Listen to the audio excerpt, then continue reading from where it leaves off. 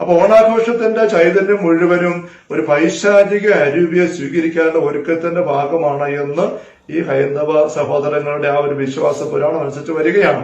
അപ്പൊ അങ്ങനെ വരുമ്പോൾ നമ്മള് പായസം ഉണ്ടാക്കി കുടിക്കുന്നു, കൊടുക്കുന്നു, ഓണസദ്യ ഉണ്ടാക്കി കഴിക്കുന്നു, ആഘോഷിക്കുന്നു, ഭാവിയെ സ്വീകരിക്കാൻ വേണ്ടി ആഘോഷങ്ങൾ മുഴുകുന്നു.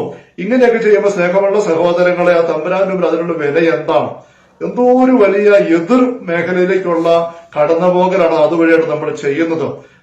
പൈശാചികമായ അരുവിക്ക് നമ്മൾ അതിന് തുറന്നു കൊടുക്കുന്ന അനുഭവമല്ല ഉണ്ടാകുന്നത്.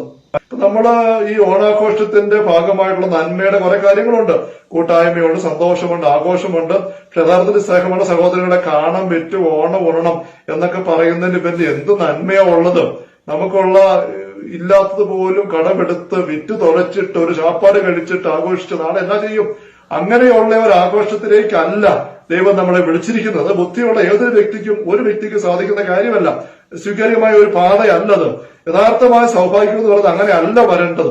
അങ്ങനത്തെ വെറും ബാഹ്യം മാത്രം ഒരു ആഘോഷത്തിലേക്ക് നമ്മളെ കൊണ്ടുപോകുന്നത് ലൗകികമായ രീതിയാണ്, ലോകത്തിന്റെ അധികാരിയുടെ, ലോകത്തിന്റെ വഴിയുടെ രീതിയാണ്, ലോകത്തിന്റെ പ്രമാണ ശൈലിയാണത്. അത് സാത്താന്റെ ശൈലിയാണ്. അത് ഇതുപോലുള്ളതൊന്നും നമ്മൾ നോക്കണ്ട. ജാതി മത ഭേദമന്യേ എല്ലാവർക്കും ഓണാശംസകൾ.